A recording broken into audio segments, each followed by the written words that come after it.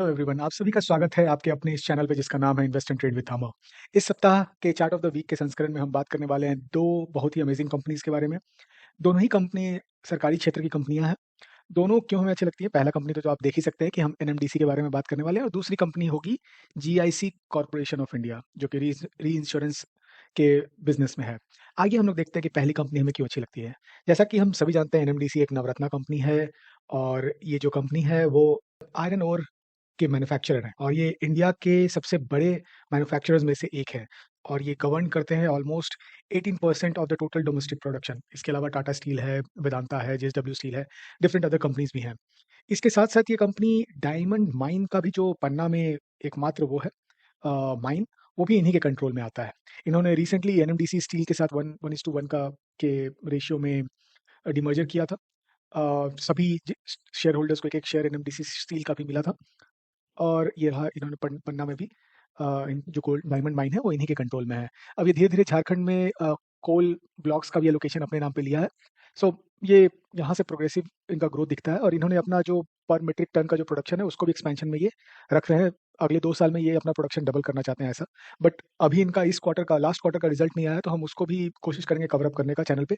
अभी हम देखते हैं कि ये कंपनी हमें क्यों अच्छी लगती है क्विकली, क्योंकि हमें 2 कंपनी आज कवर करने हैं। पहला बात तो इसका जो स्टॉक पी है वो 10 से नीचे है, जो इसको लिक्रेटिव बनाता है। ये रिसेंटली अगर हम इसका प्राइस का ट्रैक करें तो अभी रिसेंटली बहुत तेजी से ऊपर गया है। मानिए कि जुलाई में ये सॉरी लास्ट ईयर जुलाई है ना।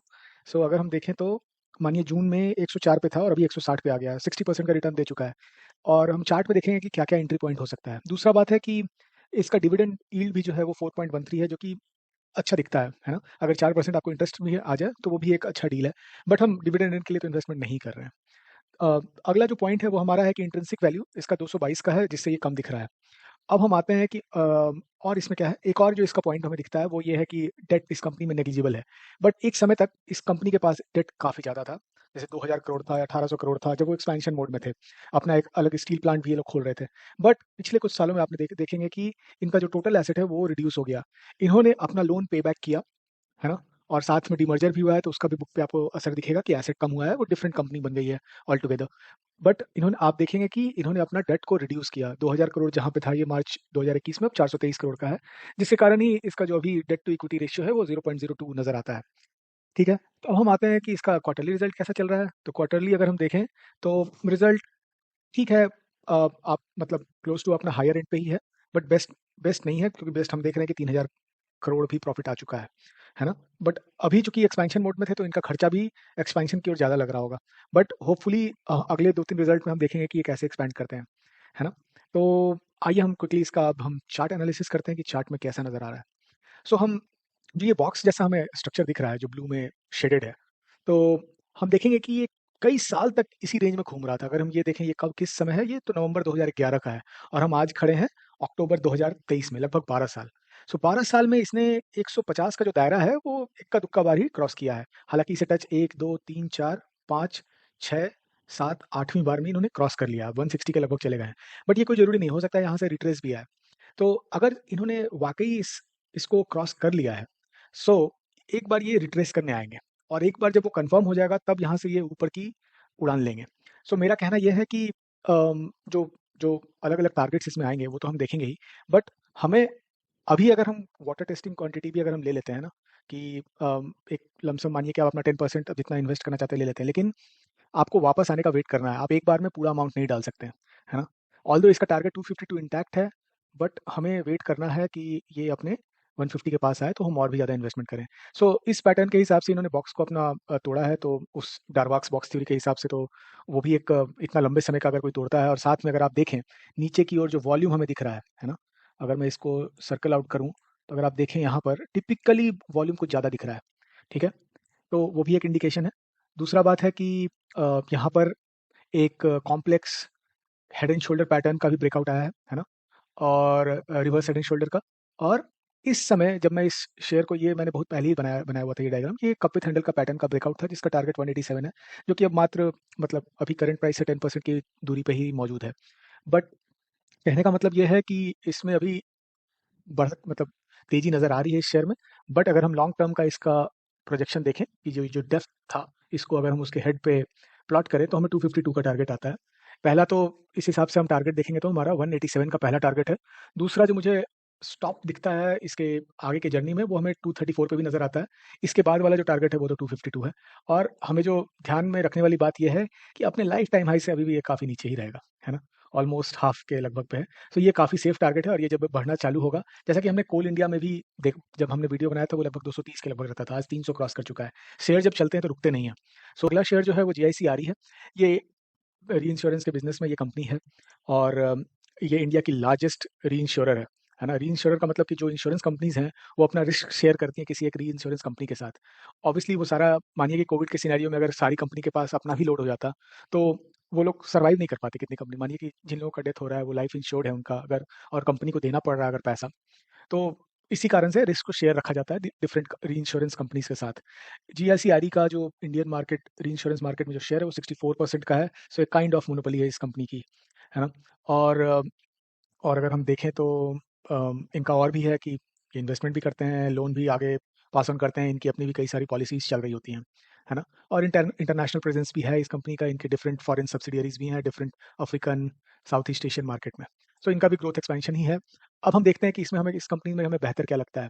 पहला तो पीई रेशियो 0.15 का है, तो मतलब पीई उस हिसाब से बढ़ा नहीं है जिस हिसाब से इसका अर्निंग पर शेयर बढ़ रहा है ना? और पीई भी 5.41 है जो कि काफ़ी कम है। सरकारी कंपनी होने के कारण कई बार इसे सही मार्केट प्राइस नहीं मिलता है। इसका जो करंट मार्केट प्राइस है 221 का है, बुक वैल्यू से कम पे चल रहा है जो कि एक अच्छी बात है। इंट्रिंसिक वैल्यू भी 340 का है, उससे कम चल रहा है, अच्छी बात है। अगला जो इंपॉर्टेंट पॉइंट है वो डिविडेंड यील्ड है 3.26। एनएमडीसी की तरह ही ये भी डिविडेंड अच्छा देती है। अम, और नेक्स्ट चीज़ जो हम देखना चाहते हैं वो इसका डेट टू इक्विटी भी 0 है। सो इस कंपनी में पूरी तरह बल्ले-बल्ले है। ठीक है? अब हम आते हैं कि इसका क्वार्टरली रिज़ल्ट हम देखना चाहते हैं। तो क्वार्टरली रिज़ल्ट को अगर हम पिछले क्वार्टर से कंपेयर करें तो बेहतर ही था। रेवेन्यू जो सेल्स है वो उतना ज़्यादा बड़ा नहीं था, डिफरेंस उतना भी नहीं है बट इनका जो नेट प्रॉफिट है वो बेटर था। हो सकता है कोविड के दौरान इन लोगों को ज़्यादा पैसे देने पड़ रहे होंगे बट ये अब रिकवरी मोड पे हैं। अगर आप लास्ट ईयर में देखें तो 2200 करोड़ का 2 बार आपको प्रॉफिट आफ्टर टैक्स इन लोगों ने पोस्ट किया, जिसके कारण से अगर हम देखें तो इनका जो मार्च 2023 में जो फाइनेंशियल ईयर खत्म हुआ, उसमें इन लोगों ने अपना highest ever net profit 12 months का पोस्ट किया था। उसी कारण से अभी जो ट्रेलिंग 12 मंथ्स का है वो भी 7156 करोड़ का है जो कि हाईएस्ट ही है। सो इस तरीके से ये कंपनी काफ़ी वेल परफॉर्मिंग लग रही है अभी के हिसाब से, तो काफ़ी समय के बाद से भी परफॉर्म कर रही है। अगला जो हम चीज़ देखना चाहेंगे वो ये है कि इनका शेयर होल्डिंग पैटर्न कैसा है। सो 85% स्टेक जो है अभी भी प्रेसिडेंट ऑफ इंडिया के पास है ना? और उस तरीके से पब्लिक के पास बहुत कम शेयर है, 2.42। सो आई थिंक इन लोगों ने इन लोगों को फिर से you know um, follow follow follow on offering अपना लाना पड़ेगा, FPO, follow on public offer, है ना? तो इन लोग क्योंकि 75% से ज़्यादा स्टेक नहीं रख सकते ना, वो 3 से 4 साल का वो होता है कि आपको उतना दिन में आपको लाना ही होता है। आपको अपना स्टेक को 75% से नीचे रिड्यूस करना ही पड़ता है। बट हम आते हैं क्विकली अब अपने अगले पॉइंट पे जो हम देखना चाहते थे कि पीई रेशियो। अगर हम 10 साल का इसका पीई रेशियो भी देखें मीडियन तो 17 है। 5 साल का देखें तो 14 है। 3 साल का देखें तो 9 है, जो कि अभी से 4.51 से हमें ऊपर का जो ग्रोथ है हमें अच्छा दिखता है। और अगर हम प्राइस देखें मैक्सिमम 10 साल का अगर हम प्राइस देखें तो कंपनी 415 पे चल रही थी, अभी से डबल प्राइस पे है। ऑल्दो लास्ट ईयर में कंपनी ने डबल पैसे बना के दिए हैं अपने शेयर होल्डर्स को, 120 से 240 तक जा चुका है।